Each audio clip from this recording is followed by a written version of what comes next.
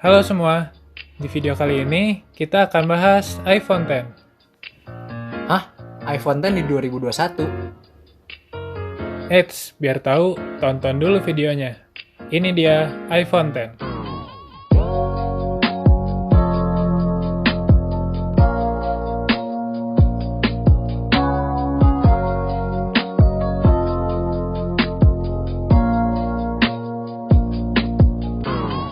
Di depan boxnya ada tampilan iPhone X yang jadi pembeda banget di tahunnya, karena ini iPhone pertama yang full display.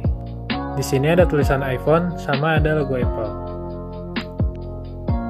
Di belakang sini kita bisa lihat, ini iPhone X, warna space gray, storage 64GB, dan IMEI yang bisa kita sesuaikan sama unitnya.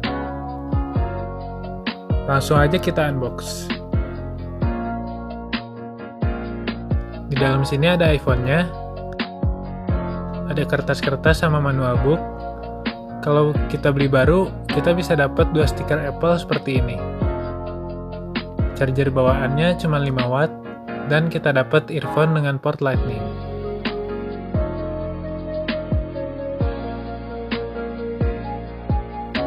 Ini tampilan dari iPhone X.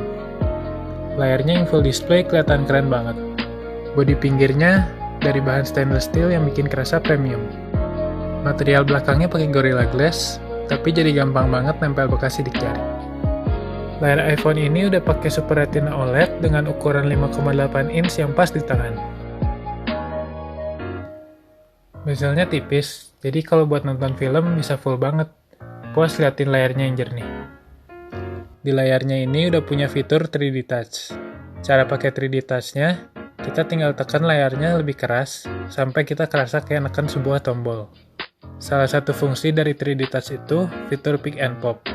Fitur ini bisa buat ngintip chat tanpa nge-read chat tersebut. iPhone ini nggak ada fingerprint, tapi Face ID-nya cepet banget walaupun masih generasi pertama. Jadi tetap kerasa fleksibel. Tapi nggak enaknya karena sekarang harus pakai masker, jadi nggak bisa pakai Face ID kalau lagi di luar rumah.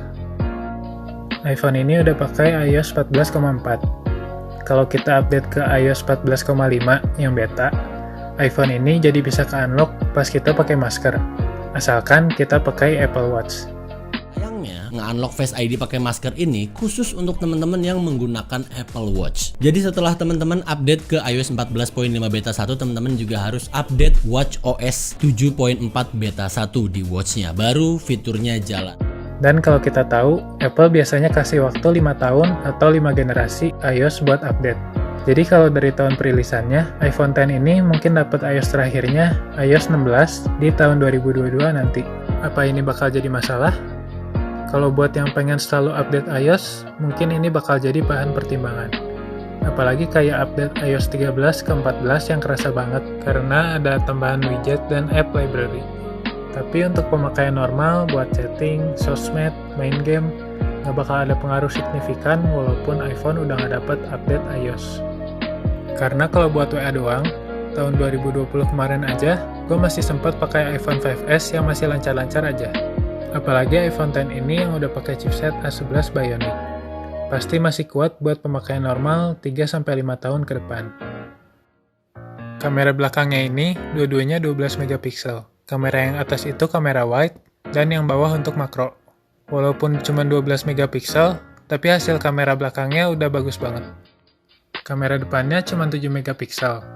Hasilnya menurut gue memang kurang memuaskan sih. Di kamera depannya udah ada SL3D.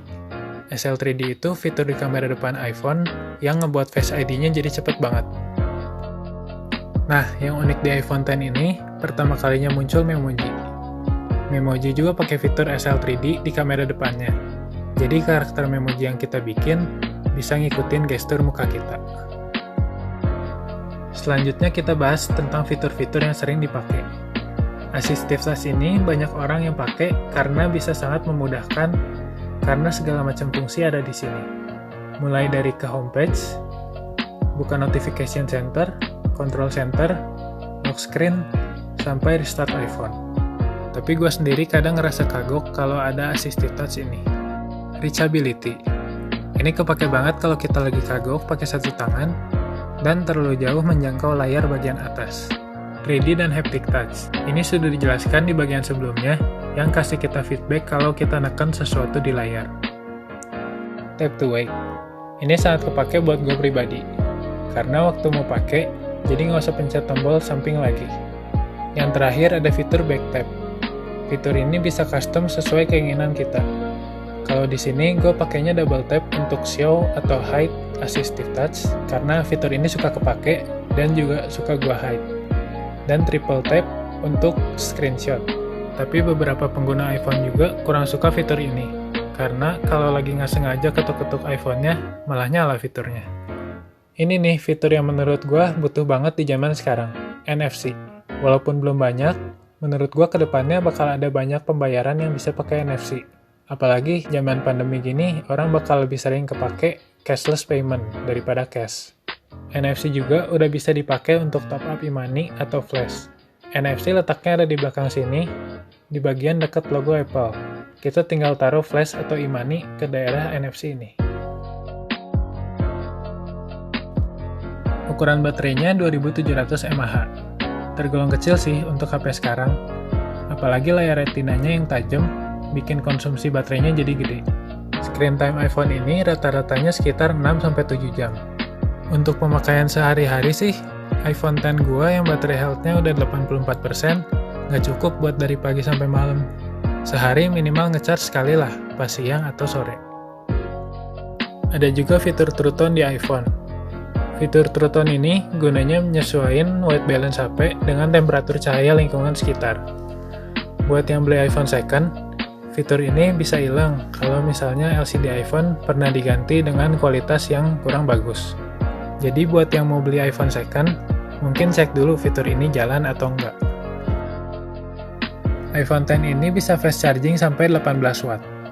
Fast charge ini sangat membantu, karena kalau pakai kabel bawaan Apple yang cuma 5 watt, ngecas HP ini dari 20% bisa sampai 3 jam.